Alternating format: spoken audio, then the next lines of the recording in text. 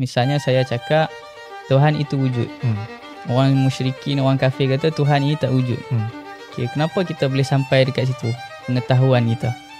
Bagaimana kita nak memahami ataupun kita nak mengambil hikmah daripada ayat-ayat yang bercakap tentang adanya kelakuan ini, dan kelakuan itu dibuat oleh Allah. Orang yang beriman kepada perkara yang tak nampak ni ada dua kategori.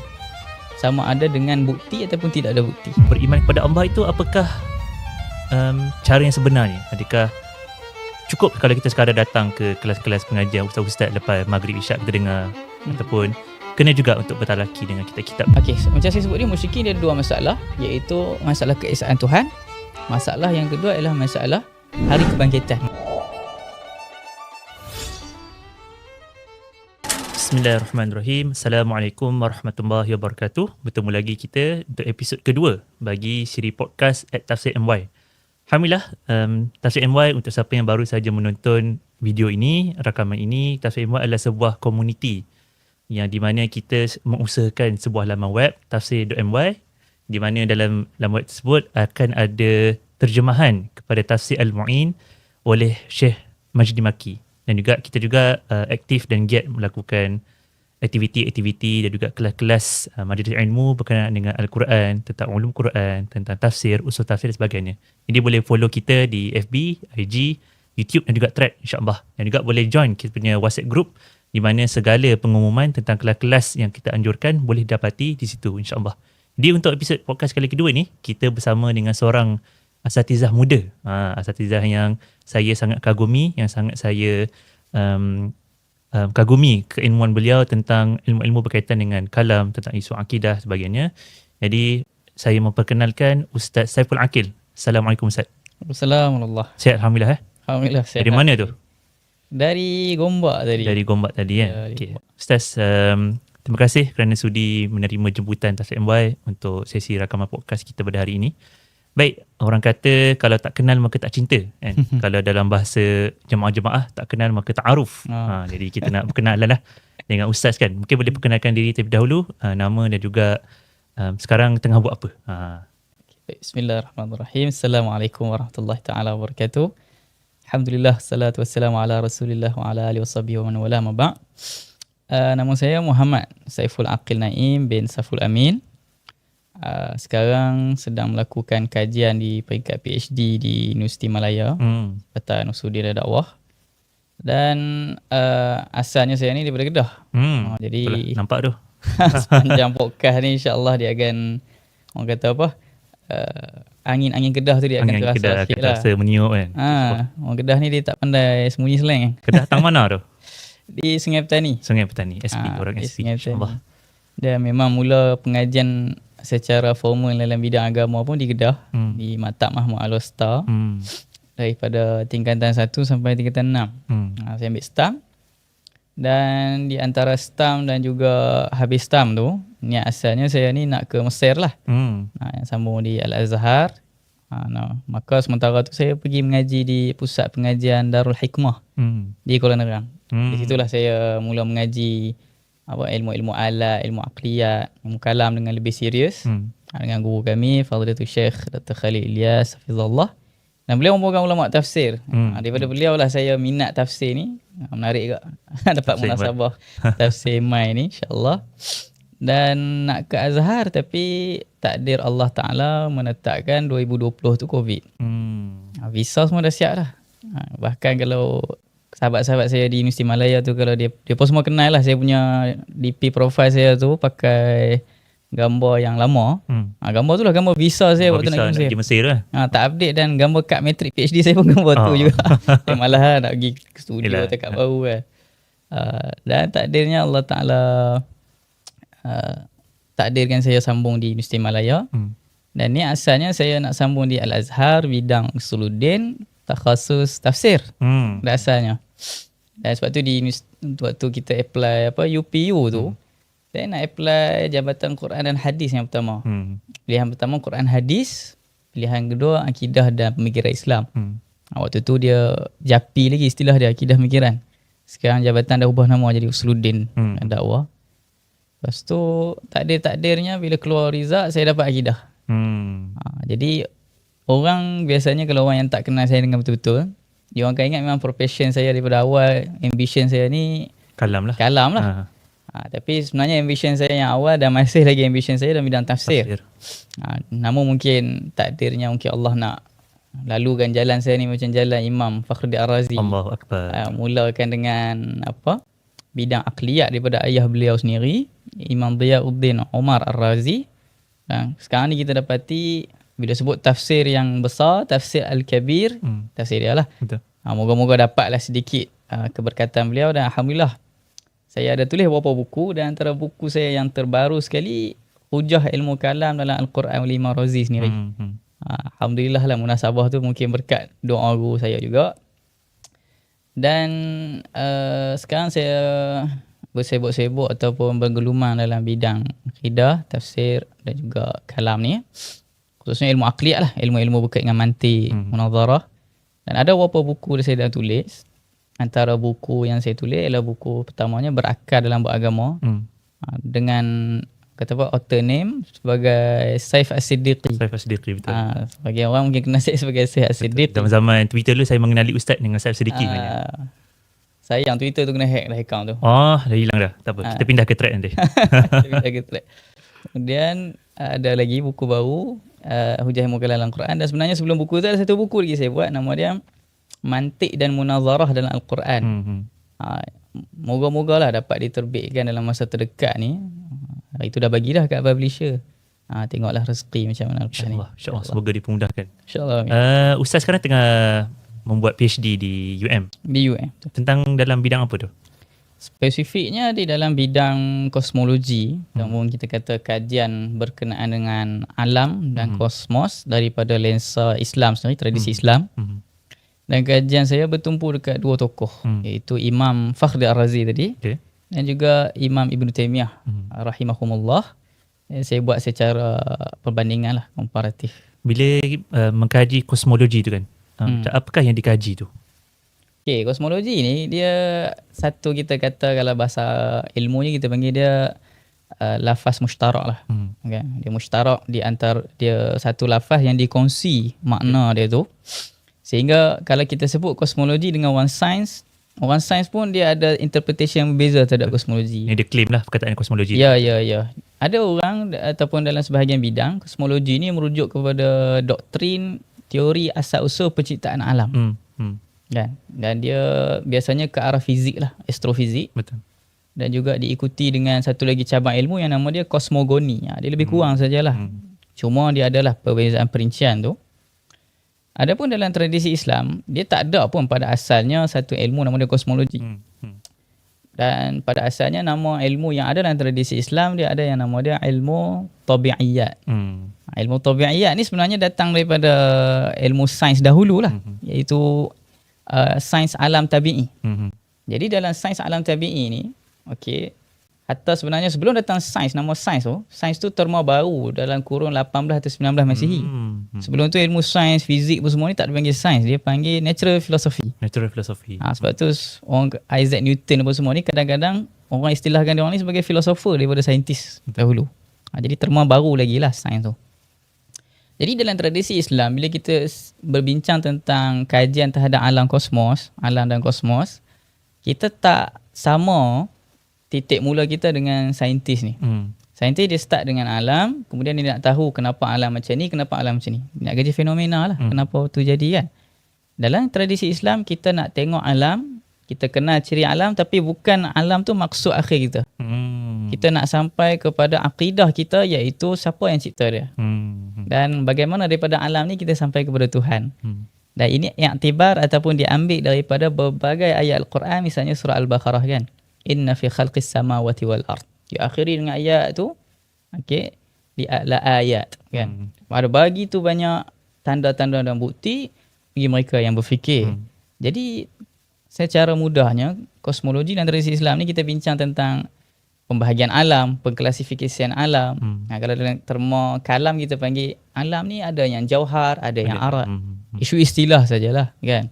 Digunakan supaya kita boleh sampai di sana adanya Tuhan yang Maha Berkuasa. Jadi walhasil kosmologi Islam ni dia lebih kepada kita bincang apa yang kita boleh faham tentang alam berdasarkan faham alam Islam. Kan? Macam contoh dalam sains mungkin tak dijelaskan secara eksplisit tempoh penciptaan alam ini secara keseluruhan. Macam kita dalam Al-Quran disebutkan dicipta dalam 6 hari kan. Dan dibincangkan 6 hari tersebut merujuk kepada apa, tempohnya bagaimana, apa hikmahnya. Dan kita ada bincang tentang konsep petala langit kan. Maratibus samawat. Kita ada 7 petala langit. Dan itu antara mihwar ataupun kita kata apa, ruang lingkup lah perbincangan kosmologi Islam. Kenapa perlu dibandingkan antara pemikiran Ibnu Taimiyah dengan Ar-Razi tadi tu? Ada perbezaan ke antara kedua tokoh ni? Ya, perbezaannya banyak dan signifikan. Antaranya ialah perbezaan daripada sudut asas epistemologi dia orang. Ini mungkin terma teknikal sikit. Iaitu epistemologi ni adalah kita kata cara seorang tu mencerah ilmu lah. Kan? Bila dia kata, misalnya saya cakap Tuhan itu wujud. Orang musyrikin, orang kafir kata Tuhan ini tak wujud. Okay, kenapa kita boleh sampai dekat situ? Pengetahuan kita. Jadi misalnya orang kafir akan cakap kami tak nampak Tuhan pun. Kan? Orang Islam pun kata kami pun tak nampak Tuhan. Tapi kenapa kita dalam keadaan sama-sama tidak nampak satu mawujud tersebut, tapi saya boleh beriman dia wujud, awak tak beriman. Jadi perbezaan ini mula daripada asas yang nama dia epistemologi. Iaitu tentang asas sumber ilmu kita. Jadi misalnya saya sebagai orang yang beriman, saya ada akal, saya ada rasional yang baik. Jadi saya mengatakan bahawa saya boleh je beriman dengan satu benda meskipun saya tak nampak. Kan? Contoh macam bila saya balik rumah, saya nampak ada kek. Apa benda pertama saya akan fikir? Saya akan fikir, siapa yang bawa kek ni? Betul. Ni mesti akan ada orang bawa kek. Takkan tiba-tiba saya balik kek tu dia wujud datang dari mana kan? Dia tak ada, dalam masalah ni dia tak ada ex nihilo lah. Istilah dia daripada zero tiba-tiba jadi. Kan? Dia mesti ada orang yang bawa. Jadi saya boleh yakin ada orang yang bawa meskipun saya tak nampak lagi orang tu tadi. Jadi macam tu juga dalam masalah kita nak percaya Tuhan. Meskipun kalau Quran tak bagi tahu kata adanya Tuhan, kita masih boleh beriman kata di sana ada yang mencipta alam ni. Tapi kita tak tahulah nama dia apa melainkan Al-Quran. Sebab tu di dalam ayat awal surah Al-Baqarah Allah Ta'ala menifatkan Al-Quran ni hudan lil muttaqin. Siapa dia orang yang bertakwa tu? Alladzina yu'minuna bil ghaib. Mereka yang percaya dengan perkara ghaib. Yang ni maghaba 'anil hawas. Sesuatu yang kita tak tampak dengan indera kita. Jadi Imam Ar-Razi bila tafsirkan ayat tersebut, Imam Ar-Razi menyebutkan orang yang beriman kepada perkara yang tak nampak ni ada dua kategori. Sama ada dengan bukti ataupun tidak ada bukti. Yang beriman dengan bukti ni, yang muttaqin tu. Kalau beriman tanpa bukti, dia tak dianggap muttaqin. Sebab apa? Sebab boleh jadi orang tu misalnya beriman kat sini dengan makna percaya secara umum, tak semesti beriman Islam. Contoh macam orang yang kafir ataupun non-Muslim yang tidak percaya kepada Tuhan kan. Dia pun bila dia kata saya tak percaya Tuhan, itu satu keimanan sebenarnya. Iaitu keimanan bahawa tidak ada Tuhan. Iman ni terma khas dengan Islam lah kalau biasanya kita kata. Tapi asal bahasa iman maksudnya percaya. To believe something kan. Ya, to believe. Jadi bila seorang tu believe the non-existence of the unseen tu, tu pun satu belief. Betul. Kan? Betul. Jadi awak pun beriman, saya pun beriman. Cuma beza dia, saya beriman Tuhan tu wujud, awak beriman Tuhan tu tak wujud. Dalam mantik kita panggil, kita dua-dua ni ada tasdik. Dua-dua ada pembenaran. Cuma saya membenarkan wujud, awak membenarkan tidak wujud. So bezanya saya ada bukti. Awak claim awak ada bukti, tapi apa buktinya? Awak hanya menyatakan saya tak nampak. Adakah bila awak tak nampak maksudnya tak ada? Betul. Lagi kita akan tengok dalam ayat Al-Quran, ada beberapa banyak ayat yang saya fikir kita boleh ambil ibrah untuk gunakan dalam kita berinteraksi dengan non-Muslim misalnya, yang tak nak percaya Tuhan, yang sedia nak berdialog lah kan. So terutamanya dalam masalah soal pembebanan bukti ni. Siapa yang kena diburdenkan dengan satu tugasan untuk mengemukakan evidence dan proof kan. Okey. Itu kita kata beza asas epistemologi. Di antara Imam Ar-Razi dan Imam Ibn Taimiyah ni adalah banyak perbezaan yang signifikan. Antaranya ialah yang kita boleh sebutkan tentang konsep hukum akal lah. Bagi Imam Ar-Razi, setiap hukum akal ni dia bermula daripada sesuatu benda yang mustahil, dia tidak boleh berlaku. Iaitu benda yang kita panggil sebagai benda yang contradiction. Contradiction dia tak boleh berlaku. Dan ini asas bagi semua ilmu kita. Sebab tu sejak kecil lagi, even kita tak belajar mantik pun, kalau ada orang menipu, kita boleh detect ada masalah kan. Contoh macam kalau kita dah 5, 6, 7, 8 tu dah memayis sikit. Contoh mak kita cakap, jom kita pergi taman. Tiba-tiba mak kita cakap, jom kita pergi mall. Bagi budak kecil apa kita akan fikir? Mak nak mana satu ni? Mana boleh dua-dua serentak? Betul. Sebab memang dah asas dalam fitrah kita, contradiction dia tak boleh berlaku. Percanggahan dia tak boleh jadi. Jadi bagi Ar-Razi, maklumat contradiction ni dia daripada awal akal ni dah ada. Asal dia. Dan ini induk bagi yang dalam ilmu kalam kita mengaji hukum akal yang 3 tu. Wajib, mustahil dan harus. Kan? Sebab tu Imam Haramain kata, siapa yang tak tahu hukum akal ni, dia bukan orang berakal. Betul. Sebab tu induk dia. Betul. Memang basic lah orang kata. Memang basic. Meanwhile Ibn Taymiyah pula, on the other hand, dia pun percaya contradiction ni benda yang mustahil. Tapi kenapa dia boleh sampai dekat contradiction tu mustahil? Dia kata sebab kita tengok dalam alam indera kita ni, tak ada pun benda yang contradiction berlaku. Kita tak nampak dalam alam realiti ni, sesuatu itu wujud dan tidak wujud dalam masa yang sama. Jadi daripada situ, kita abstrakkan satu hukum yang universal, contradiction tak boleh berlaku.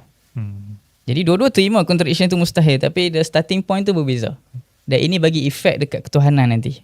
Di mana Ar-Razi boleh terima Allah Ta'ala wujud tanpa bertempat.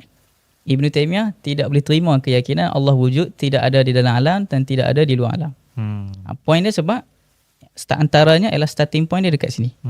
Kalau kita banyak lagi dia jadi podcast tentang ni pun ni pula lah kan. Tapi macam itu pun soalan-soalan yang panas lah kan. Selalu dibincangkan tentang sama ada Allah istiwa atas arash ke kan. Allah ada tangan ke, yadumbah tu kan. Mungkin dia akan menjadi sedikit kontroversi. Saya tak kisahlah kan. Sebab kita pun podcast kita dah bincang sebenarnya.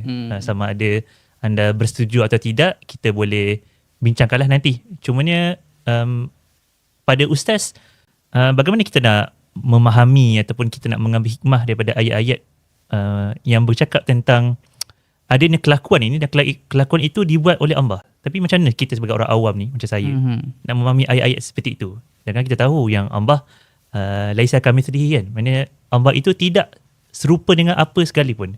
Tapi ada disebutkan perbuatan yang pada pencerapan kita difahami seperti itu. Maksudnya tangan, cinilah tangan kan. Bersemayam seperti itulah bersemayam kan. Jadi macam mana kita orang awam nak memahami itu secara betul dan sahih? Baik, jadi dalam masalah ni kita panggil dia masalah sifat khabariyah. Maksud sifat khabariyah ni, dia sifat-sifat yang kalau kita fikir dengan akal kita semata-mata, kita tak sampai dekat situ. Dia mesti kena dapat melalui khabar. Melalui khabar ni wahyu lah. Contoh macam sifat istiwa. Semata-mata fikir dengan akal, kita tak boleh sampai pun kata Tuhan ni ada sifat nama dia istiwa. Dia kena sebab Al-Quran sebut, hadis sebut, sebab tu kita kena beriman. Kan? Poin dia kat sini, tak kisah aliran mana pun, dia mesti beriman dengan ayat Quran dan hadis. Dia tak boleh tolak. Terus kita kata kita punya common ground. Meskipun kalau ada orang cuba putar balik common ground ni, itu atas dia lah. Bebanan tu atas dia lah untuk buktikan di mana orang ni tak percaya Quran. Betul. Kan? Jadi dalam konteks sebagai ahli sunnah, macam saya memahami ahli sunnah sebagai mereka yang bermazhab dengan Asy'ariyah Maturidiyah ataupun yang bersepakat dengan mereka walaupun tak claim pun kata dia Asy'ari. Setengah orang kan kata, macam mana awak boleh kata orang ni ahli sunnah Asy'ariyah Maturidiyah, dia nak sebut Asy'ariyah Maturidiyah pun dia tak pandai. Kita katakan dia punya ibrah tu, dia punya nilai tu bukan pada dia pandai sebut nama ataupun tidak. Nilainya ialah kalau dia kata akidah yang sama macam Asy'ariyah kata, iyalah. Betul. Nilai kan? Substance je lah. Substance. Ya, dia punya apa yang dia pegang tu. Jadi pada saya, untuk masalah sifat-sifat khabariyah ni, dia untuk orang awam, dia tak boleh faham dengan diri dia sendiri. Kerana sebab tu Imam Al-Ghazali rahimahullah menulis kitab yang nama dia Iljamul Awam. Itu melarang orang mentafsirkan Iljamul Awam ni maksudnya melarang orang daripada ilmu kalam. Ambil zahir daripada tajuk tu. Sebab tu macam apa antara kenalan saya, itu Ustaz Hilmi Marjuni kan, bila dia terjemah kitab Iljamul Awam tu, dia letakkan tajuk buku terjemahan dia, Piawaian Tafwid. Piawaian. Ini terjemahan yang lebih sesuai bagi saya. Sebab apa?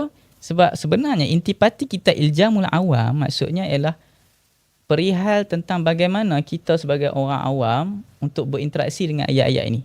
Dan interaksi sebenar kita ialah muljam. Kita ni di orang kata apa, muljam ni maksudnya kita ni dilarang untuk berinteraksi. Sebab kita bukan ahli dia. Allah Ta'ala kata dalam Quran, fas'alu ahla dhikri. Allah Ta'ala kata dalam Quran, wala taqfu fi ma laysa laka bihi ilm. Dan ada orang kata Al-Quran ni datang untuk mengkhitab kepada semua umat manusia. Betul. Tak ada siapa yang nafi benda tu. Cuma adakah semua manusia berautoriti untuk mentafsirkan Quran? Betul. Kalau tidak, apa beza di antara Imam Sya'rawi dan juga imam antara orang yang nama dia Sya'rawi tapi bukan imam? Betul. Betul. Kan? Jadi untuk berkenaan dengan ayat-ayat khabariyah ni, sifat-sifat khabariyah ni, Imam Ghazali mengistilahkan orang awam ni siapa dia? Al-Ami dalam masalah ni. Bukannya masyarakat awam kiri kanan ni sahaja. Hatta saya sekali, hatta Ustaz Iman sekali, hatta orang-orang fiqh dan akidah sekali. Siapa dia? Yang tidak ada kemahiran yang cukup. Terutamanya dalam bahasa Arab, terutamanya dalam ilmu usul fiqh, terutamanya dalam ilmu akidah, terutamanya dalam ilmu ulumul Quran. Tak cukup alat ni, awak mungkin alim dalam fiqh, awak mungkin alim dalam hadis, tapi awak tak cukup keahlian pun nak baca. Jadi sebab dalam masalah interaksi dengan ayat mutasyabihat ni, peranan yang Imam Ghazali sebut ialah apa? Antara dia ada sebut lebih kurang 6 ke 7 prinsip tu. Antara prinsipnya ialah al-kaf, menahan diri daripada bukan menahan diri daripada bertanya, tak. Menahan diri daripada mentafsir sendiri, dia faham sendiri. Dan antara peranan dia ialah serahkan at-taslim li ahli. Serah kepada ahli dia, tanya kepada ahli ilmu yang mahir dalam bidang ni. Dan ahli ilmu ni pun, asatizah ni pun, mereka pun ambil daripada ulama juga, ambil daripada kitab. Melainkan mereka yang tidak mahir lah. Sebab tu jangan tanya orang tak mahir, tanya orang yang berkeahlian kan, ahli bidang. Jadi pada pendapat saya, berdasarkan saya tengok apa yang ulama berinteraksi dengan sifat khabariyah ni, mereka tak interaksi secara cherry picking. Contoh, bila berinteraksi dengan hadis yang sahih dalam Sahih Muslim berkenaan dengan Allah Ta'ala yanzilu Rabbuna tabaraka wa ta'ala sulusal lail. Allah Ta'ala turun pada setiap malam, pada 1/3 malam. Kan? Ulama yang hakiki, bila ulama yang alim, yang mutqin, mereka tak interaksi dengan hadis ni. Okey, hadis ni point dia kita nak bincang nuzul Tuhan. Kita ambil hadis tu punya panjang, yang zilu dia ambil yang nuzul sahaja. Ulama nak bincang yang lawazim dah, keseluruhan tu, bukannya satu tu je. Kena ambil keseluruhan, iaitu Allah Ta'ala tanya, siapa yang meminta ampun, ana aghfiru lahu. Siapa yang meminta doa, ana astajibu lahu. Sesiapa yang ada hajat, aku akan kabulkan. Jadi apa point hadis tu sebenarnya? Point hadis tu bukan nak sembang tentang Tuhan tu nuzul. Nak cerita tentang waktu 1/3 malam ni, waktu yang kita kena banyak berdoa, banyak bertaubat. Begitu juga ayat yadullah fawqa aydihim tu. Ulama tak bincang ayat tu persis. Satu tu je kita nak bincang ayat. Kita nak bincang tengok ayat tu. Apa konteks yadullah fawqa aydihim? Tentang masalah bai'ah ridwan. Allah Ta'ala meredai bai'ah yang dibuat oleh mereka tu. Jadi point dia, bila ulama berinteraksi dengan ayat mutasyabihat, sama juga istiwa. Istiwa akan diikuti dengan apa? Penciptaan alam. Langit dan bumi selama 6 hari. Thumma stawa kan? Thumma stawa dan lain-lain. Jadi ulama yang saya dapati, ulama ahli sunnah bila berinteraksi dengan ayat sifat ni, dia bukannya nak kita khusus dekat sifat khabariyah tu per se, tak. You kena tengok the whole context of the ayat. Ayat tu, the verse tu. Supaya apa? Supaya you nampak apa picture sebenar ayat tu. Hadis nuzul. Picturenya ialah nak bagi tahu malam ni ada rahmat yang sangat banyak untuk kita solat, untuk kita minta ampun. Bukan untuk kita berbalah Tuhan turun ke tidak. Boleh tanya pula kalau Tuhan turun nanti ada kosong ke arasy. Ya betul. Kan? Sebab tu ulama ahli sunnah bincang. Okey, Asy'ariyah kita beriman Tuhan ni tidak bertempat, tidak memuat pada alam. Sebab bagi kita faham kalau Tuhan turun, dia maksudnya daripada satu tempat ke satu tempat. A ke B lah kan? A ke B. Itu kalau you nak literally lah secara mudahnya. So kita faham bahawa maksud turun kat sini bukannya turun secara zat dia, tapi rahmat dia. Maksud turun rahmat ni maksudnya kalau kita sebut, orang Arab pun sebut, bila sebut tanazzulan, dia tak semestinya membawa makna turun tangga ni. Boleh jadi dia macam seorang Perdana Menteri misalnya. Okey, Perdana Menteri ni kerja dia kan nak pergi tanya orang dekat mamak bawah ni kan. Hari ni awak cukup makan tak? Bukan kerja dia. Tapi ada kalanya Perdana Menteri datang dekat masyarakat, tanya kan. Kita tengok biasanya, tak kisahlah musim PRU ke tiap PRU, memang dia akan tanya. Itu yang namanya tanazzul. Dia macam turunkan dia punya, orang kata apa, pangkat dia sebagai Perdana Menteri untuk kita, sekarang ni saya nak tahu apa masalah awak. Jadi perumpamaan yang digunakan Tuhan, nuzul, iaitu menurunkan daripada Tuhan tu untuk orang, biasanya bila sebut Tuhan orang akan takut. Ya. Tapi tak, ni malah rahmat. Jadi lah kan. Seolah-olah macam merendahkan. Bukan Tuhan nak kata Tuhan jadi daripada mulia jadi hina, tak. Jangan faham literal juga yang tu pun. Maksudnya Tuhan nak kata malah tu aku ekstra rahmah khas untuk hamba-hamba aku yang ikhlas. Yadullah fawqa aydihim pula. Kita tak tengok yad tu. Kita akan bincang Allah Ta'ala tengah meredai ahli-ahli bai'ah ni yang berbai'ah dengan Rasul yang sepakat nak tuntut bela sahabat kita tu. Jadi ulama mentafsirkan yad di situ dengan makna apa? Qudrah dia. Dengan arti kata apa jadi dekat umat Islam bila dah bai'ah ni, semuanya dalam kekuasaan Allah akan jaga daripada segala mudarat. Jadi point dia bukan nak tengok yad untuk yad, tapi untuk memahami konteks tu secara keseluruhan. Begitu juga ayat istiwa kan. Bukan point dia nak tahu istiwa tu apa. Point dia nak tahu bila Allah Ta'ala mencipta langit dan bumi selama 6 hari, bila sebut istawa pun dengan makna menguasai. Menunjukkan bahawa alam ni di bawah pentadbiran dia, di bawah kekuasaan dia. Dalam bahasa ini saya berani katalah, andai Allah Ta'ala takdirkan di bumi ni lagi 300 tahun, saya zan lah bahawa Allah Ta'ala akan kekalkan pergaduhan isu ni sampai bila-bila. Betul. Dia takkan habis. Sebab kalaulah Imam Nawawi pun dah bincang, ulama hadis, ulama kalam, ulama fiqh pun dah bincang, kan? Ulama ni pun dah bincang. Kenapa saya boleh rasa saya yang tidak ada apa-apa ni bila bincang boleh tutup semua bahasan? Tak boleh. Bagi saya, kita bagi penerangan. Cuma khilaf ni akan tetap ada lah. So, sebagai saya seorang yang berintimak, yang ikut mazhab Asy'ari, saya fikir inilah jalan yang sesuai untuk masyarakat.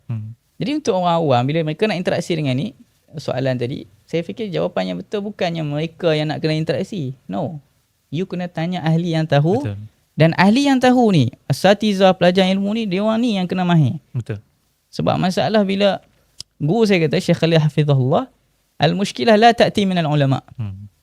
Masalah dekat masyarakat ni tak jadi daripada ulama'. Wala ta'ti minal juhal. Dan tidak datang daripada orang-orang jahil. Sebab orang jahil ni, walaupun dia bercakap, tapi orang tahu dia jahil. Orang tak layan sangat. Dan kadang-kadang orang jahil ni, dia diam. Dia tahu dia jahil, tak cakap. Diamlah kan?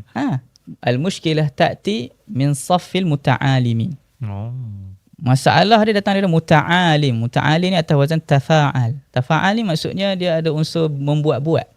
Jadi bila disebutkan tasama'a ni maksudnya membuat-buat dengar. Jadi muta'alim maksudnya dia berlakon alim. Orang yang ada ilmu sebahagian ni, dia tahu sikit. Dia tahu bahasa Arab. Kadang-kadang tahu bahasa Arab pun dia search ChatGPT je. ChatGPT cerita dekat saya tafsir ayat istiwa. Dia copy, dia bubuh kat FB, dia ubah-ubah sikit bagi tak nampak. Sebab masalah kita zaman media sosial ni, semua orang boleh cakap. Betul. Dia jadi, sebab tu saya minat satu buku ni, nama dia Why Liberalism Fail, oleh Patrick Stewart kot, saya ingat saya nama penulis itu. Dia kata masalah liberalism ni gagal sebab dia berjaya. Dia macam dah contradict lah situ kan? Dia self-refute dia punya sistem tu. If you, orang kata apa, successfully initiate liberalism, dia akan gagal. Jadi sama juga, membagi orang hak untuk bercakap, zahirnya nampak baik ya. Semua orang boleh bebas. Tapi dia akan self-refute dia ni. Betul. Sebab orang yang tak pandai pun akan bercakap. Betul. Ini masalahnya. Jadi, kata Syekh, masalah ni banyak datang daripada orang yang ada ilmu sikit. Ataupun orang yang mengaji tapi tak begitu habis. Ataupun orang yang mengaji tapi dia tak duduk dengan ulama'. Dia ada ilmu tapi dia tak ada hikmah. Biasanya disebutkan hikmatul rizal tahdimul jabal. Bukan himmatul rizal tahdimul jabal. Semangat orang lelaki ni dia boleh hancurkan gunung kenang. Jadi ada orang dia ada ilmu tapi dia tak ada hikmah. Ada orang ada ilmu tapi sikit. Dan ada orang dia hanya tahu sikit je daripada ilmu, tapi 3 kelompok atau 4 kelompok ni, dia orang ni yang nak bercakap. Ini yang jadi masalah ni. Betul. Ini yang jadi masalah. Sebab tu disebutkan nisful alim adarru minal jahil. Orang yang separuh masak je ilmu dia, ini lagi berbahaya. Dan separuh masak ilmu ni bukan diukur dengan umur. Ada orang umur 40 tahun pun ilmu dia tu tak masak. Sebab konsep dia, kata guru saya Syekh Khalil, ilmu dan amal ni umur dia bukannya umur masa.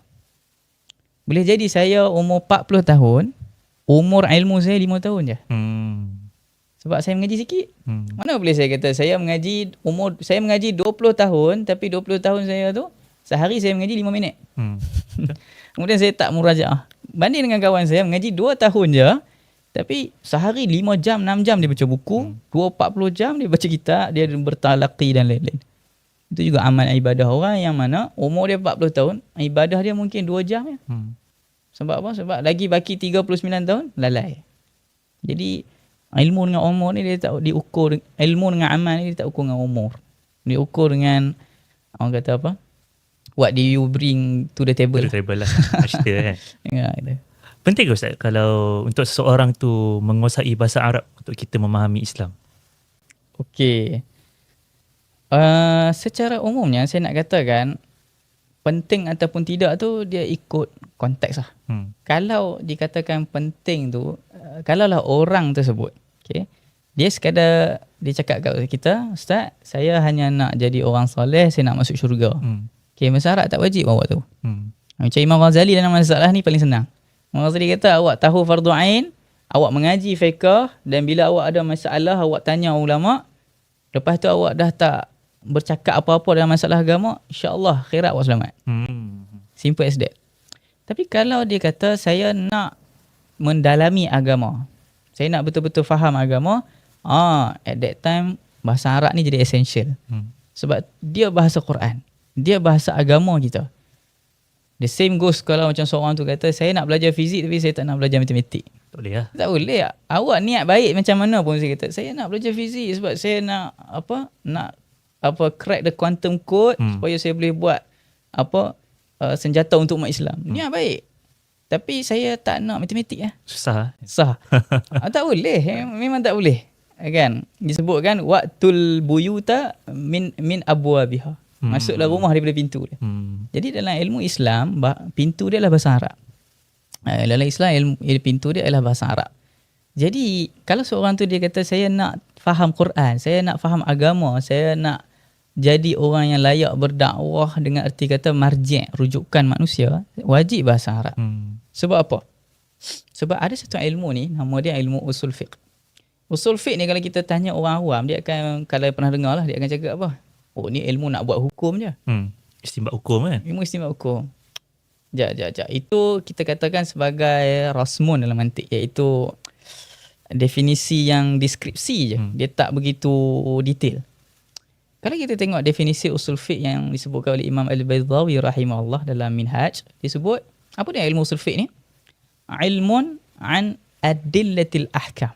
Starting point dia ialah ilmu tentang nak mengetahui dalil-dalil hukum. Dalil hukum ni ada berapa? Al-Quran, Sunnah, Ijma', Qiyas. Al-Quran dan Sunnah ni dalam bahasa apa? Bahasa Arab. Bahasa Arab. Sebab tu kita usul fiqh, khususnya kita panggil usul fiqh tariqah mutakallimin. Ataupun kita panggil usul fiqh manhaj ulama mazhab Syafi'i dan juga mazhab Maliki sekali pakai tariqah mutakallimin ni, mesti mula dengan perbahasan apa pertama sekali? Perbahasan bahasa. Bahithul lughah ni. Kita ada masalah bahasa tentang konsep wada', peletakan bahasa Arab ada berapa jenis. Kemudian kita akan mengaji apa dalam masalah awal? Al-amru lil wujub. An-nahyu lit tahrim kan? Secara asalnya iaitu setiap suruhan dalam Al-Quran, kita kata setiap suruhan dalam Quran membawa makna wajib pada asalnya. Illa madalla dalil ala khilafih. Melainkan ada dalil yang mengatakan sebaliknya kan. Jadi hakikatnya bila disebut al-amru lil wujub tu, bila kata suruhan wajib, bila kata suruhan pada asalnya merujuk kepada wajib. Ini sebenarnya bukan kaedah bahasa. Ini bukan kaedah Arab, ini bukan kaedah agama pada asalnya. Dia kaedah bahasa. Lughah Arab, lughah Arabiah pada asalnya bila disebutkan suruh, first kali maksud suruh ialah benda ni wajib buat. Bila benda ni wajib buat, dibincangkan pula. Okey, bila kata wajib, wajib segera ke tidak segera? Nanti kita masuk pula masalah hal yaqtadi fawra aw la. Mesti kena buat cepat ke tidak? Bila Allah suruh aqimis salata liduluki syams. Jadi kalau salat bila matahari dah tergelincir. Okey, suruhan pertama. Kalau awak tak tahu bahasa Arab, suruh buatlah. Okey, buat ni mesti buat ke tak mesti buat? Betul. Kalau awak faham bahasa Arab, first glance-nya mesti kena buat. Betul. Kemudian kena buat segera ke tak segera? Hal yaqtadi fawr ataupun tidak? Berlaku pula khilaf dalam kalangan ulama. Jadi itu yang dibincangkan. Masalah al-amr dan nahi ni pada asalnya dia masalah bahasa. Bahasa apa? Bahasa Arab. Jadi Al-Quran dia penuhi dengan masalah bahasa Arab, dan mostly muqaddimah sufi semua masalah bahasa. Masalah kita panggil yang tadi, masalah isyak mutasyabihat, starting point dia bahasa. Betul. Ayat Al-Quran bahasa Arab. Bahasa Arab ni dia ada yang mujmal, dia ada yang mubayyan lil mujmal. Ataupun mubayyin lil mujmal, dia yang menerangkan. Dia perlu kepada penerangan, kan? Ataupun ada yang mubayyan kita panggil. Ada yang zahir, ada yang tidak zahir. Ada yang muhkam, ada yang mutasyabih. Pada asalnya ni bukan istilah syarak. Pada asalnya memang Allah Taala sebut dalam Quran ada apa? Wa utubihi mutasyabiha, kan? Betul. Tapi sebelum Al-Quran datang lagi dah ada konsep muhkam mutasyabih ni. Sebab dia asal konsep bahasa. Dan memang Al-Quran datang dalam bahasa Arab, dan terutamanya bahasa Arab Quraisy. Dia tak kira lagi bahasa Arab Bani Tamim, bahasa Arab Bani Hijaz dan lain-lain. Banyak perbahasan tu. Jadi kalaulah betul nak mendalami, kan, nak mendalami agama dengan secara serius, bahasa Arab is a must lah. Dia seperti mana matematik is a must for physics. Jadi dia bukan masalah kita nak gatekeeping. Tak. Kita tak gatekeeping. Allah yang gatekeeping agama dia. Kalau you nak, waktu min buyutiha, masuk daripada pintu dia. Betul, setuju. Menarik. Dan sedikit selingan, Ustaz, saya pun ada buat kelas bahasa Arab bersama dengan Al-Jahiz Ustaz Ashraf Fizrul. Boleh sertai kelas untuk belajar bahasa Arab, dan insyaAllah ia adalah sebuah kelas yang memang untuk pemula, untuk siapa yang tak pernah didedahkan dengan pengajar bahasa Arab. Inilah kelas yang sesuai untuk anda sertai. Baik Ustaz, sebagai orang awam, kita tahu yang untuk beriman kepada Allah, beriman kepada malaikat, kepada Nabi itu adalah rukun iman. Tapi untuk beriman kepada Allah itu apakah cara yang sebenarnya? Adakah cukup kalau kita sekadar datang ke kelas-kelas pengajian ustaz-ustaz lepas maghrib isyak kita dengar, ataupun kena juga untuk bertalaki dengan kitab-kitabnya? Kalau ya, apakah kitab-kitab pemula yang sepatutnya dibaca, yang dipelajari? Jadi untuk kita memahami akidah supaya kita menjadi orang mukmin yang sebenar, bagaimana caranya? Baik. Soalan ni saya suka sangat. Sebab dia satu sudut dia menghentak realiti kita yang selesa dalam bubble kita sendiri. Alhamdulillah saya tengok masyarakat rata-ratanya dia ada kesedaran dalam masalah ekonomi. Dia akan cakap, misalnya dalam masalah pendidikan, awak kalau tak sambung degree, awak nak kerja apa? Awak misalnya yang tak sambung degree pula, kalau awak tak hustle, ni punya istilah hustle sekarang. Kalau awak tak hustle, tak buat side income, tak buat bisnes, awak nak hidup macam mana? Betul. Jadi kita takkan nampak kesedaran terhadap nak cari duit ni begitu banyak sehingga orang akan ingkar benda ni. Orang akan anggap benda tak penting. Semua orang akan rasa macam tak boleh ni. Sebab apa? Kita nak kahwin lah, nak jaga anak bini. Bagi anak-anak muda ni, the biggest milestone tu ialah kahwin lah. Kahwin lah, dia lah. Kan, rata-ratanya lah. Ada lah, kita tak nafil, orang kata apa, khawas min ahlillah. Orang khusus ni, dah biggest milestone saya, apa, boleh syahid. Syahid jalan Allah ni. Tak apa, bagus dah tu. Cuma rata-ratanya syabab ni, dia punya biggest milestone dia, biggest achievement dia adalah marriage, kahwinan. Jadi dia tahu apa yang wasail kepada kahwin tu. Dia punya wasilah dia, saya kena ada duit, saya kena ada rumah, saya kena ada kereta. In fact bergaduh pula kan di Twitter ke, di thread ke. Perlu tak, boleh tak you kahwin kalau ekonomi you tak stabil lagi? Orang miskin tak boleh kahwin kan? Ya, dia debat pula yang tu. Dan semua orang ada, orang kata likulli wijahatin wa waliha kan. Lalu kat sini lah masalah agama pula. Orang masih lagi dalam bubble dia sendiri. Okay, saya tak tahu semua lah. Okay, yang setakat yang saya nampak, banyak lagi yang dalam bubble dia sendiri. Dia duduk dalam bubble di mana dia rasa pendidikan fardu ain dia dah selesai di sekolah rendah, sekolah menengah. Dah selesai, jadi bagi dia sekarang ilmu agama ialah bersifat, kita kata sebagai escape pill saja. Bila saya stres, saya pergi agama. Bila saya stres, saya pergi surau, saya pergi masjid dengan kuliah. Bila saya dah happy, saya keluar. Dan penambahan ilmu agama hanya bersifat macam leisure time reading. Aku ada masa, aku pergilah. Aku ada masa, aku pergi. Dia bukannya satu kewajipan macam dia nampak work, orang kata apa, 8 sampai pukul 5 ni. Dia tak nampak macam tu. Dia tak nampak dia macam, dalam jadual aku kena letak 1 jam untuk agama. Jarang saya nampak macam ni. Biasanya memang kewajipan hidup kita lebih kepada situ, yang masyarakat kita tak arah ke situ. Dia fikir agama ni, saya fikir memadai lah. Saya tengok video TikTok. Misalnya kalau saya minat Ustaz Wadi Anwar, saya akan tengok. Kalau saya minat misalnya apa, Ustaz apalah ustaz yang dia minat lah kan. Ustaz ni ke ustaz ni dia akan tengok dalam video 3-4 minit. Tak sampai dah sekarang ni, mana ada orang tengok 4 minit. Minit tak sampai. Kehadiran TikTok ni mengubah kita punya dopamine Attention, kita punya kan. Attention span kita tu dah. Video lebih 15 saat pun dengan malas dah kadang-kadang. Kita scroll kat atas kan. Jadi okey lah. Saya dah tengok video Ustaz Azhar Hidro 10 saat. Saya rasa cukup lah ni. Cukup lah agama tu saya madai sekarang ni. Madai sekarang ni saya rasa saya percaya Tuhan. Ini masalah tu.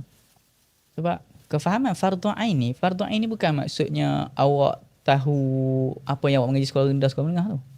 Fardu ain ni ialah you kena tanam dalam minda you ialah kewajipan yang you kena selesaikan. Dan dia bukan sekadar kewajipan akidah, fiqh dan juga akhlak you. Masalah dalam akidah pun, saya di sebuah pusat, bukan pusat lah, di sebuah universiti, saya tak nak sebut universiti mana, kita pernah buat survey tau. Kita pernah buat survey soalan basic sifat 20. Soalan basic sifat 20, soalan basic akidah, antaranya saya tanya, dalam survey tu kita tanya, Tuhan ni ada permulaan ataupun tidak? Kan? Wujud Tuhan ni ada permulaan ataupun tidak? Ada yang salah. Dan surprisingly, tempat yang kita orang buat survey tu ialah Fakulti Pengajian Islam. Dalam API sendiri. Jadi mana kita rahsia lah kan. Point dia ialah di sebuah universiti tempatan, tak kisahlah di mana-mana. Di sebuah universiti, mana-mana lah universiti. Dan backgroundnya ialah Fakulti Pengajian Islam. Okay. Point dia saya bukan nak mainkan universiti, sebab tu saya tak sebut nama universiti. Sebab saya rasa masalah dia bukan universiti tu. Masalah dia dekat pelajar tu lah.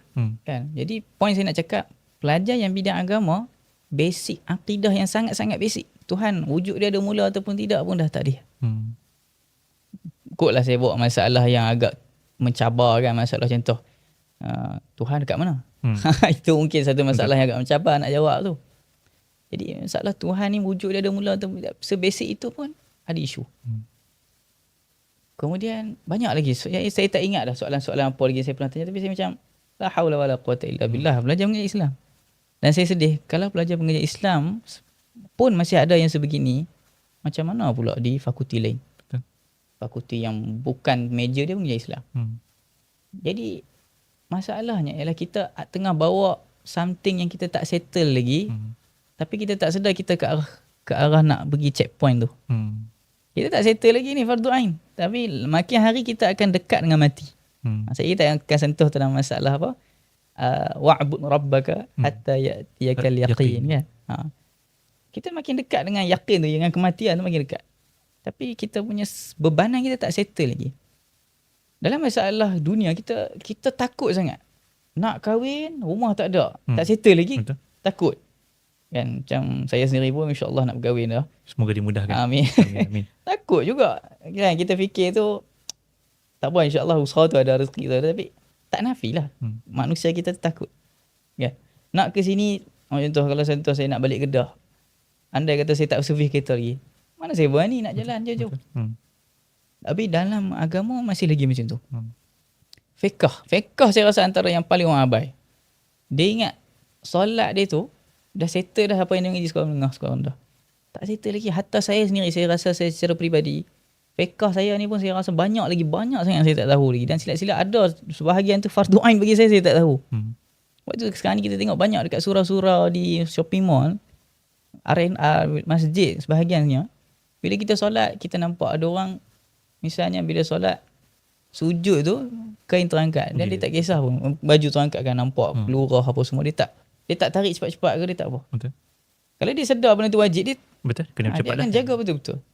Tu kita belum kira lagi orang yang belum cukup dia punya kefahaman dia tentang bersuci. Kan? Kencing diri tak ada masalah, tapi cara you membersihkan selepas tu. Memanglah makruh, tapi dia still boleh, tak haram. Dan tak semestinya if you kencing diri semayang you tak sah.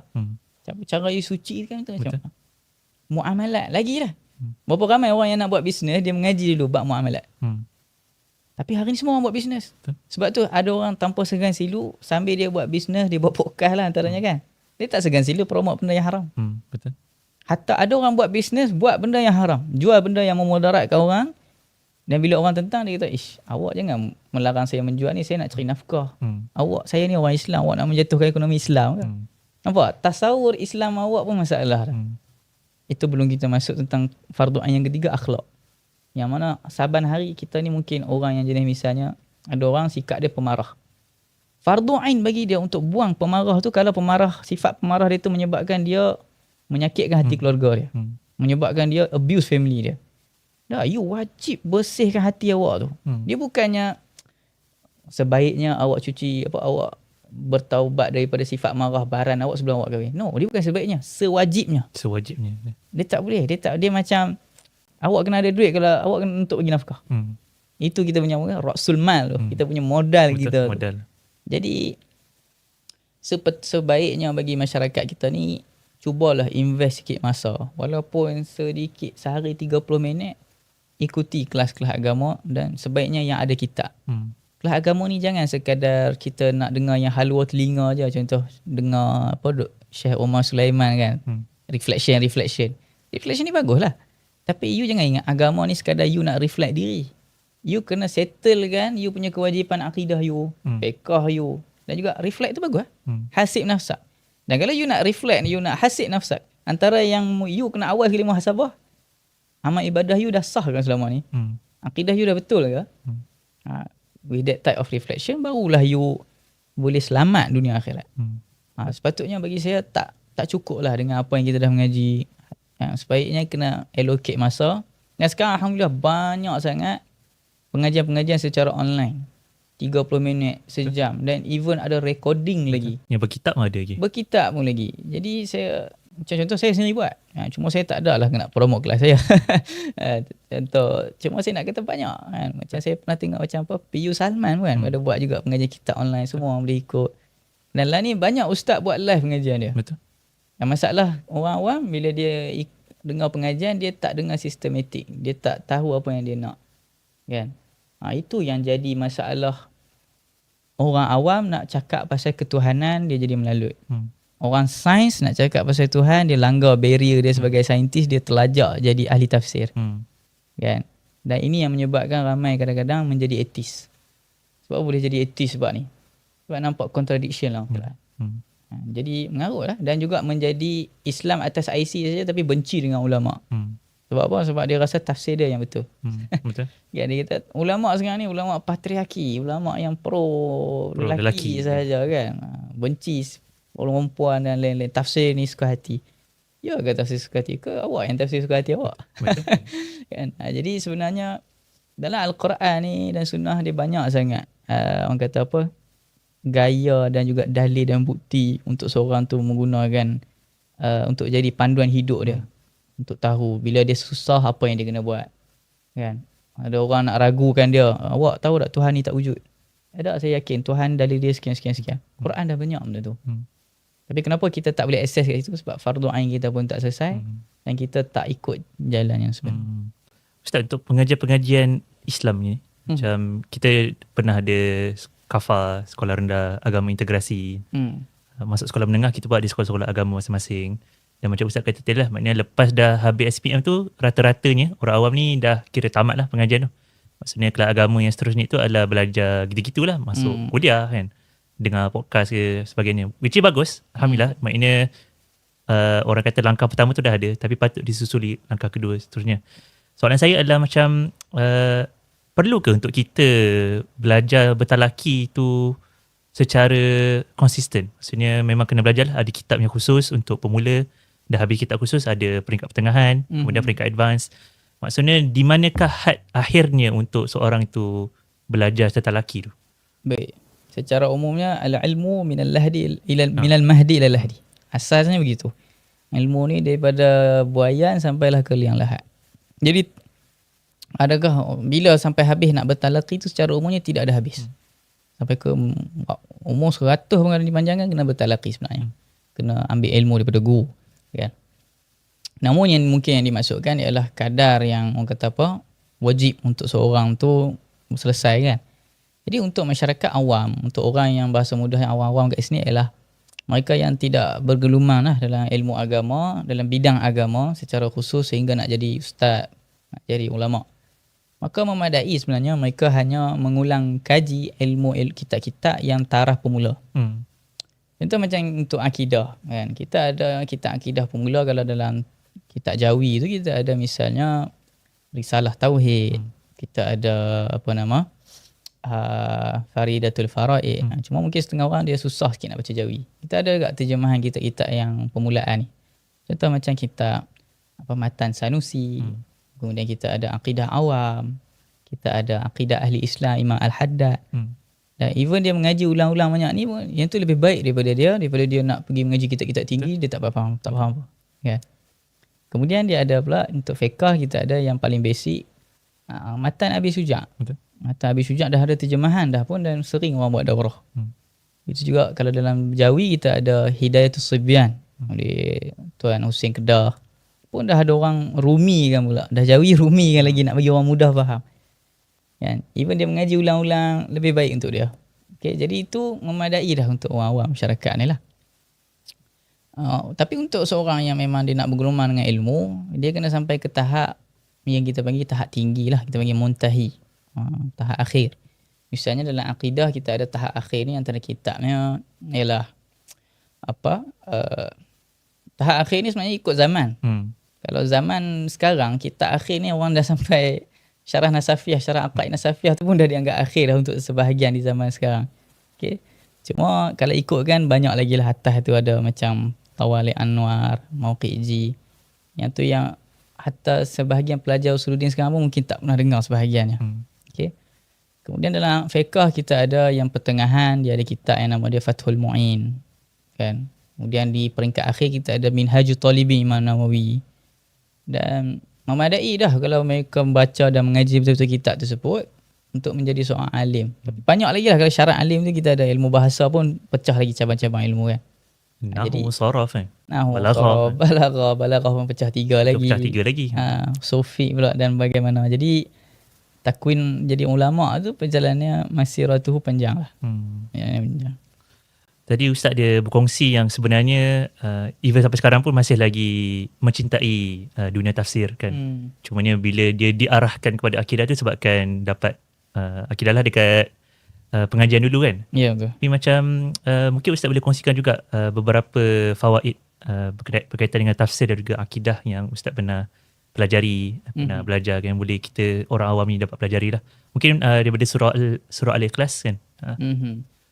Berkenaan dengan fawaid tafsir berkenaan dengan akidah ni memang banyak sangat-sangat. Dan saya bahkan sebenarnya Imam Ar-Razi rahimahullah menyebutkan secara konsisten, bukan di akhir hayatnya saja, dalam pelbagai kitabnya pun dia menyebutkan dalil akidah yang paling jelas ialah dalil yang disebutkan dalam Quran. Jadi sebahagian orang cuba memberi konsepsi bahawa Asy'ariyah ni akidah dia akidah pure logik. Aristotle dan lain-lain kan. No, you got the idea completely wrong. Tak, akidah kita memang utamanya ialah akidah daripada Al-Quran dan Sunnah. Dan kita fikir apa yang ada dalam Quran dan Sunnah tidak bertentangan buat apa yang dengan logik akal tu. Dan logik akal ni tak kisahlah akal Aristotle ke akal siapa.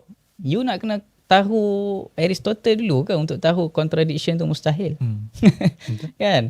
Hatta Allah Ta'ala kata dalam Quran, afala yatadabbaruna al-Quran kan. Law kana min ghairi indillah lawajadu fihi ikhtilafan kathira. Allah Ta'ala sendiri kata dalam Quran menyifatkan orang kafir, mengapalah mereka ni tidak tadabbur al-Quran. Kalau mereka tadabbur al-Quran, mereka akan dapati bahawa seandainya Quran ni bukan daripada Allah, dia akan banyak ikhtilaf. Betul. Tanakut lah. Contradiction akan banyak. Akan banyak pencanggahan. Jadi sebenarnya pencanggahan ni, qanun tanakut ni bukannya qanun datang daripada Aristotle. Daripada Quran lah kalau kita nak kisah daripada sudut sumber tu. Hakikatnya memang fitrah manusia dah ada benda tu. Tak perlu Quran sebut pun. Dia Quran sebut sebab nak ingatkan kita yang lalai, yang lupa lah. Jadi antara surah yang saya rasa menarik perhatian saya dalam masalah akidah ni, antaranya ialah surah An-Nahl dan surah Hijr. Yang mana surah tu di sebelah-sebelah ya. Lepas Al-Hijr, wa'bud rabbaka hatta ya'tiyakal yaqin. Kemudian bismillahirrahmanirrahim, ata amrullah kan. Ata amrullah fala tasta'jiluh kan. Subhanahu amma yusyrikun. Jadi ada satu kitab tafsir ni nama dia kitab Nazmud Durar. Al-Biqai. Al-Imam Al-Biqai, Burhanuddin Al-Biqai. Tafsir Nazmud Durar ni dia sangat-sangat tidak dikenali nisbah dengan tafsir-tafsir yang lain. Seolah-olah macam kalau saya sebut kitab Nazmud Durar dekat sebahagian pelajar Quran hadis, mungkin tafsir siapa? Sebahagian mungkin tak pernah dengar. Sebahagian mungkin insya-Allah banyak yang dengar. Kitab tafsir Imam Biqai ni dia special dia sebab kitab tu khas tentang menjelaskan tentang tanasubis suwar. Tentang kita kata apa? Munasabah bukan harmonian, dia macam keserasian di antara ayat Quran dan ayat Al-Quran.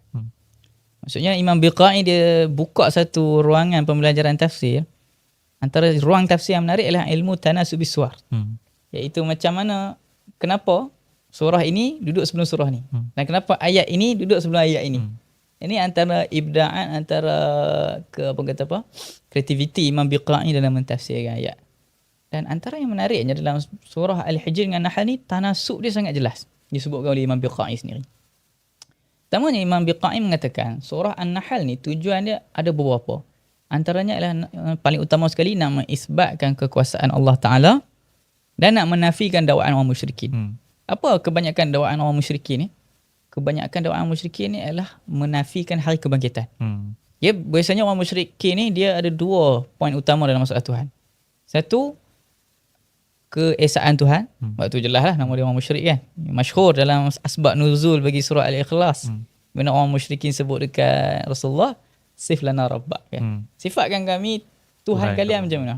Ini diturun dengan qul huwallahu ahad. Katakanlah Allah itu satu. Tercengang orang musyrikin mengatakan apa? Kami sembah apa? Beratus berhala ni. Beratus berhala kami sembah. Nastasqi walam nusqa. Kami minta hujan, kami minta air, tak turun pun air, tak turun pun hujan. Kan? Nastata'im walam nut'am. Kami minta makanan tapi tak bagi pun. Tiba-tiba kamu kata kamu satu Tuhan saja yang kamu sembah. Itulah yang bagi makan. Itulah yang bagi makan, itulah yang bagi hujan. Dan menariknya hujah ni kita jumpa dalam hujah neo-atheist ni yang taklah new sangat. Atheist modern ni. Richard Dawkins dalam buku dia The God Delusion. Mana The God Delusion tu Dawkins sebut dia kritik waktu ni, dia lawan dengan dia kritik paderi Kristian yang mengatakan alam yang gazillions ni, yang begitu banyak ni, jumlah yang begitu banyak ni, you kata solusinya ialah apa? Solusinya ialah satu Tuhan. Dia pun maki, dia pun hina lah, dia perdik lah, kata apa punya solusi yang kononnya bijak ni, sedangkan you satu Tuhan ni pula you nak kena jelaskan ada 1000 jari ke dia untuk takbir. Baiklah dia punya problematik dia tu kan. Masalah dia dah ada dah sebenarnya dalam kalangan orang musyrikin dulu lagi. Yang tak memahami bahawa bila dah kata dia Tuhan, dia maha kuasa, kenapa dia nak kena ada yang lain? Betul. Dia dah maha kuasa. Dan the so-called cerdiknya Dawkins ni, dia punya alternatif dia apa? Alternatif dia dipanggil teori antropik kosmik. Cosmic anthropic principle. Dia usulkan doktrin multiverse. Dia kata sekarang ni fizisis ada satu hipotesis multiverse ni boleh jadi. Jadi soalan dia nak cuba jawab. Orang Kristian tanya, if kalau Tuhan tak wujud, kenapa alam ni finely tuned? Kenapa tepat sangat kita punya gravity constant tu tepat, constant pengembangan alam pun tepat kan, nilai kenapa tepat sangat? Dawkins kata memang betul, kami setuju constant punya nombor ni tepat, tapi kenapa boleh jadi? Sebab boleh jadi alam ni dia ada infinite amount dia, ada banyak sangat jumlah dia, dan kebetulan alam kita ni je finely tuned. Alam ni tak finely tuned, alam ni hancur. Sebab tu kita selamat. Jadi basically Dawkins nak cakap kita ni a merely cosmic survivor lah. Semata-mata terselamat daripada katastrofi yang sangat besar tu. Cosmic lottery lah saya silahkan. Macam ni yang kita nak kata orang yang cerdik sangat. Sebab tu saya akan sebut list kan macam mana Allah Ta'ala sifatkan orang yang beriman dan macam mana Allah sifatkan orang yang tidak beriman kan. Okay. Dalam surah An-Nahl ni dia cantik sebab apa? Okay. Sebelum tu surah Al-Hijr, okay, macam saya sebut ni musyrikin dia ada dua masalah, iaitu masalah keesaan Tuhan. Masalah yang kedua ialah masalah hari kebangkitan. Kan masyhur dalam surah Yasin kan. Disebutkan apa? Fa'idha apa tu? Qul yuhyiha alladhi ansha'aha awwala marrah kan. Macam siapa mula tu seorang musyrikin tu, Ubay bin Ka'ab saya ingat ataupun Ubay bin Khalaf ke? Saya ingat nama dia tu. Dia tanya dekat Nabi kan, dia bawa tulang belulang yang dah heput. Dia kata, siapa yang nak hidupkan balik Romim ni, tulang yang dah jadi debu ni kan. Lalu Allah Ta'ala turunkan dekat Rasulullah, qul, katakanlah dekat dia ni, yang akan membangunkan dia jadi hari kebangkitan nanti, jadi manusia balik, Tuhan yang sama yang ansha'aha awwala marrah. Tuhan yang sama yang mencipta dia kali pertama, iaitu daripada air mani jadi orang. Imam Razi tafsirkan, kalaulah daripada air mani tercair jadi jasad yang lengkap, you boleh terima. Kenapa daripada jasad yang dah hancur jadi jasad yang elok balik, you tak boleh terima? Sedangkan yang kedua ni lagi senang kalau kita tengok. Betul. Sebab yang kedua jasad dah ada, cuma hancur. Hancur dah. Wujud dah cantum balik. Yang pertama tadi, jasad ni air, tiba-tiba jadi solid. Betul. Jadi daging, tulang. Ya. Nisbah Tuhan, semua sama lah. Kan? Tak ada istilah yang ni lebih ringan, yang lebih mudah. Bila Allah Ta'ala kata dalam Quran, bahawa alayya ahwan, wa dhalika ahwan, ini lebih mudah. Itu sekadar perumpamaan nak bagi kita mudah faham. Untuk Tuhan buat ni lebih mudah sebenarnya. Tapi hakikatnya semua mudah di sisi Tuhan. Sebab semuanya mungkin kita panggil. Bila semua mungkin, sama lah. Jadi tu dua masalah utama musyrikin. Jadi dalam surah Al-Hijr, Allah Ta'ala sifatkan bagaimana? Allah Ta'ala sebut dalam surah Al-Hijr antara dia, wa inna sa'ata la'atiyah. Sungguhnya hari kiamat ni pasti akan datang. Kenapa disebutkan wa inna sa'ata la'atiyah? Ni ada menarik dalam balaghah. Dalam kita panggil dalam balaghah, cara kita ungkap dekat orang, kita ikut audience tu. Ada orang yang kita panggil dia sebagai orang yang khali zihin, orang yang minda dia kosong, dia tak ada keraguan. Ada orang yang kita panggil dia syak. Kan? Orang yang khali zihin, kita tak perlu buat penegasan. Contoh macam Ustaz Iman tanya saya kan, saya daripada mana, saya tak perlu kata pun sesungguhnya saya daripada Kedah. Dia tak ada keperluan. Dengar bunyi tahu dah. Bunyi tahu dah.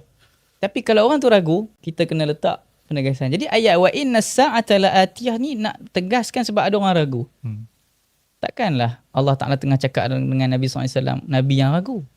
Tak. Siapa dia yang ragu? Musyrikin. Sebab tu ayat sambungan tu apa? Fasfahi as-safha. Fasfahi as-safha al-jamil. Maka berlembutlah dengan mereka. Bermuamalah dengan mereka dengan lemah lembut. Kan? Maksudnya apa? Memanglah dia orang ni takkan terima pun kita punya hari kebangkitan. Tapi you tetap berdakwah, wahai Muhammad, tetaplah berdakwah dengan baik. Nampak tak? Cara Allah Ta'ala suruh kita, suruh nak ajak kita macam mana kita berinteraksi dengan orang yang tak terima pemikiran kita. Jangan kita herdit, jangan kita hina. Atau Nabi Musa dengan Fir'aun pun, faqula lahu qawlan layyina. Kan? Lembut. Walaupun dengan Fir'aun yang ana rabbukumul a'la ni kan. Lalu setelahnya itu diikuti dengan ayat apa? Fa warabbika lanas'alannahum ajma'in. Allah Ta'ala sendiri sumpah dengan diri dia, kami ni akan tanya mereka semua ni di akhirat kelak. Tanya tentang apa? Amma kanu ya'malun. Tentang apa yang mereka buat dahulu. Kan? Fasda' bima tu'mar. Kan? Fasda' ni maksudnya fa'adhhir. Wahai Muhammad, kamu zahirkan juga apa yang engkau telah disuruhkan. Yang ini apa tadi? Hari kebangkitan. Khitab dekat musyrikin juga. Wa'arid 'anil musyrikin. Dan berpalinglah daripada orang musyrikin dengan erti kata, kalau mereka tak nak terima, kamu pergi. Wa inna kafainakal mustahzi'in. Kan? Kami menjaga kamu daripada orang-orang yang nak herdit, nak hina kamu ni. Orang musyrikin ni panggil huduh. Kan? Bila dah ni tak terima, hina pula. Lalu, siapa dia mustahzi'in ni? Allazina yaj'aluna ma'allahi ilahan akhar. Mereka yang yaj'aluna. Yaj'aluna dalam Al-Quran ada kalanya dengan makna ya'taqiduna. Beriman. Enggak maksud menjadi dia buat. Tak. Maksudnya dia beriman. Beriman adanya Tuhan selain Allah. Siapa dia? Musyrikin tadi ya. Fasawfa ya'lamun. Akhirat nanti mereka akan tahulah. Akan tahu. Lalu diakhiri sekali surah Al-Hijr, wa'bud rabbaka hatta ya'tiyakal yaqin. Sembahlah Tuhan kamu sehingga sampai dekat kamu keyakinan. Keyakinan ni bukan ada orang batini dia terjemah. Bila awak dah yakin dengan Tuhan, intahal ibadah. Habis dah ibadah. Oh, senang macam tu je. Rasulullah dah tak yang ibadah lama dah. Dah. Maksud al-yaqin kat sini al-maut. Sebab bila kita meninggal, bila kita wafat nanti, tak ada siapa dah waktu tu la raiba fi. Betul. Tak ada keraguan. Tak ada keraguan dah. Memang yakin. Betul lah. Jadi seolah-olah kalau kita panggil dalam balaghah ni, dia panggil istilah dia majaz mursal. Disebutkan akibat dia nanti, lawazim dia. Okay, lawazim bagi mati iaitu yakin. Digunakan nama yakin untuk merujuk kepada mati. Lalu terus sambung pada surah Al-Nahl. Ata amrullah. telah datang amrullah. Apa maksud amrullah? Amrullah tu maksudnya ialah urusan Allah, terjemahan umum kan. Tapi maksud amrullah di sini ialah apa? Hari kiamat. Atau amrullah. Tapi diikuti lepas tu apa dia? Fala tasta'jiluh. Jangan kamu tergesa-gesa menuntut dia berlaku.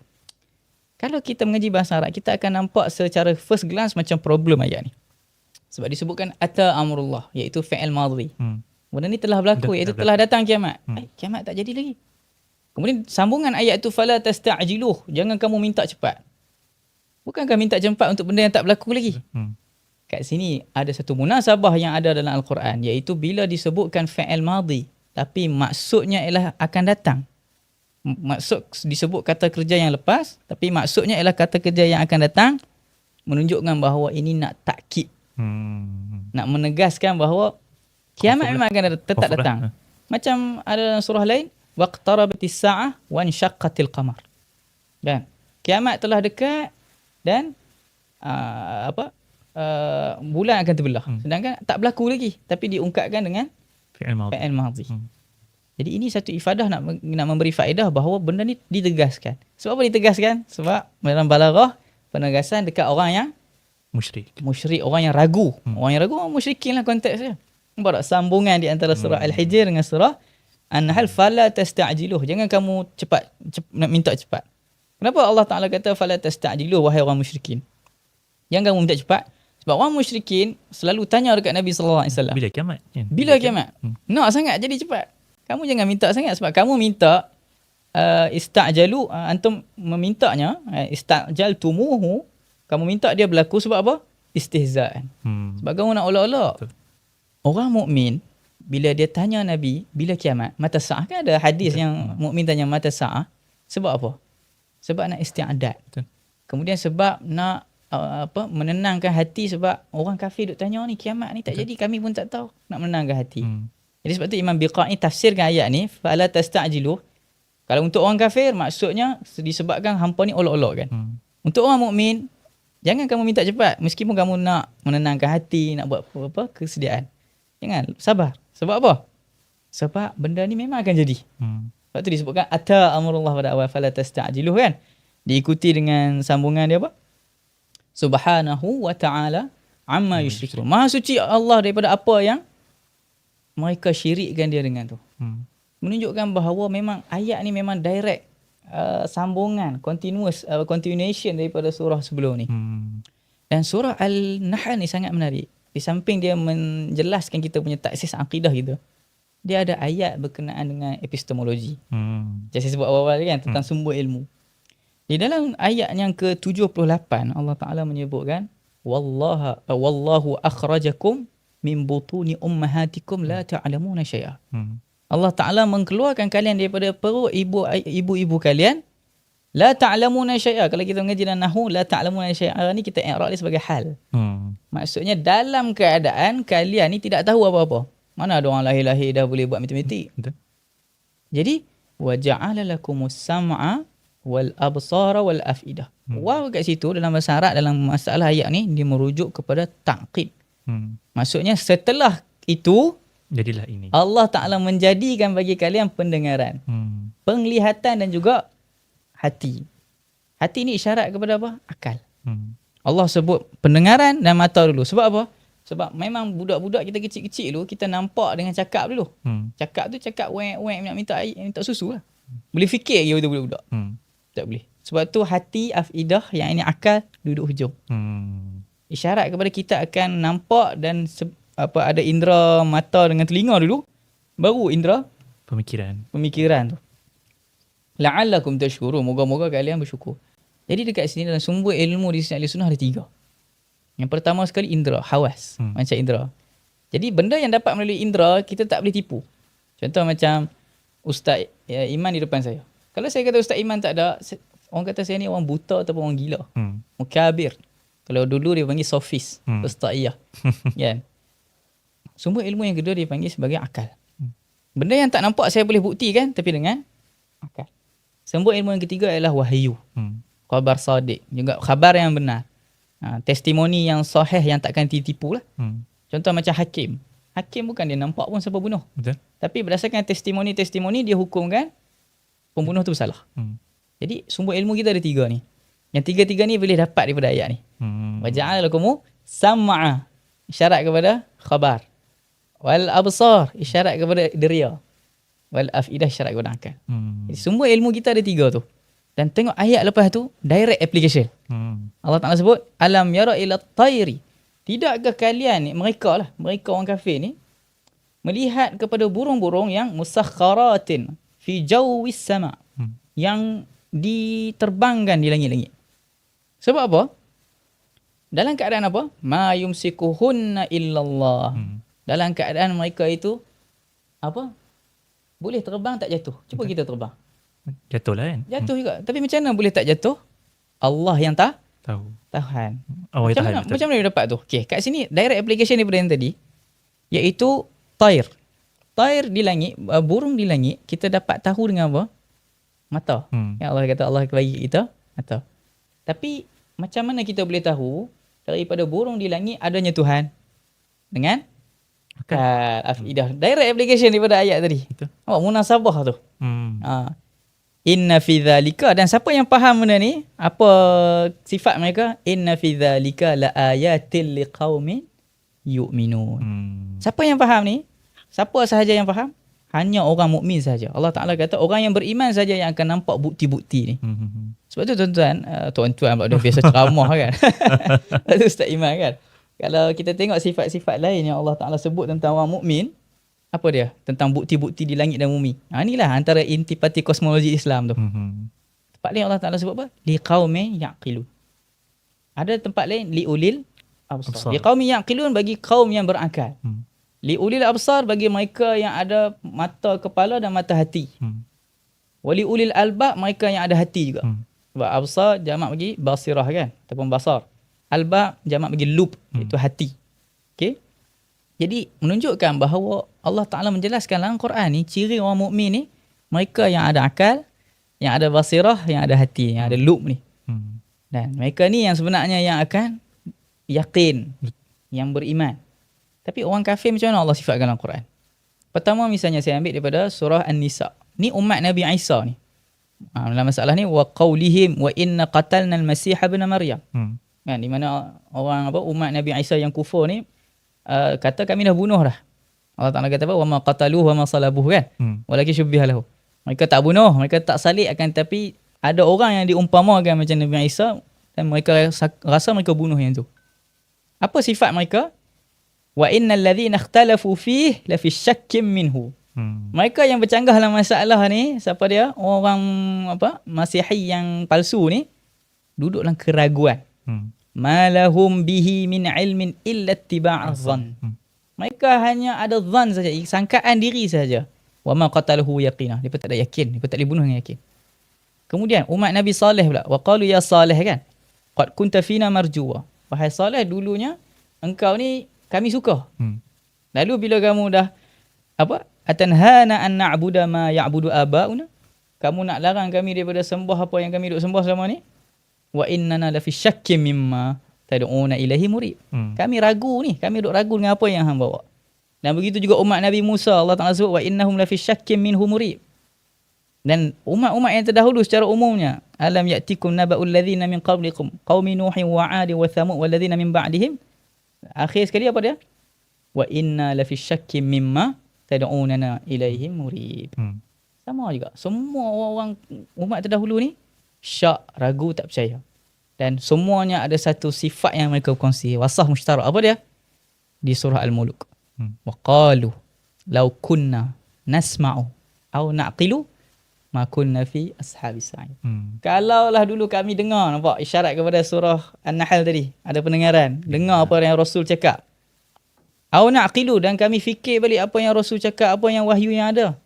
Ma kunna fi ashabis sa'id. Kami takkan jadi dalam kalangan orang-orang yang duduk dalam neraka ni. Jadi, sedangkan para rasul macam mana Allah Ta'ala cerita tentang mereka, para rasul dan pengikutnya. Qalat rusuluhum afillahi syak. Para rasul cakap, takkanlah pada kewujudan Tuhan ni ada keraguan?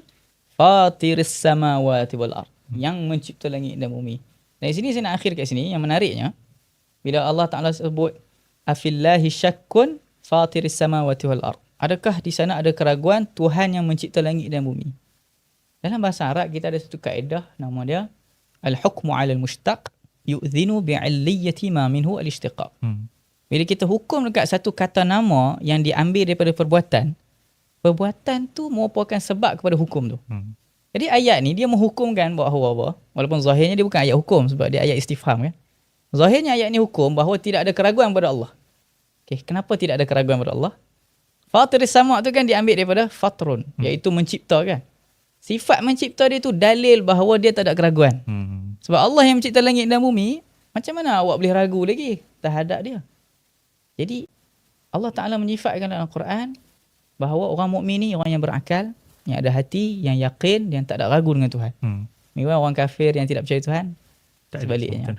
Dan surah An-Nahl antara yang surah yang saya rasa kalau kita boleh buat satu siri tadabbur surah Nahl daripada perspektif akidah saja, banyak sangat dapat. Di samping surah Al-An'am pun antaranya juga. InsyaAllah. Baik, terima kasih kepada Ustaz Saiful atas perkongsian yang sangat banyak. Saya banyak menerima fawaid-fawaid yang insyaAllah akan menjadi panduan kepada kita. Dan saya pasti penonton di luar sana pun akan ada banyak persoalan, akan nak mendengar lebih banyak lagi perkongsian ilmu daripada Ustaz Saiful. InsyaAllah kita akan cuba usahakan episod seterusnya dengan Ustaz Saiful, insyaAllah. Jadi untuk itu sahaja untuk sesi pada hari ini. Boleh terus follow Tafsir MY, boleh follow kami di Facebook, di IG dan juga di YouTube. Subscribe untuk ikuti dan tonton rakaman episod-episod yang seterusnya, insyaAllah. Jadi jumpa lagi. Terima kasih Ustaz. Assalamualaikum warahmatullahi wabarakatuh.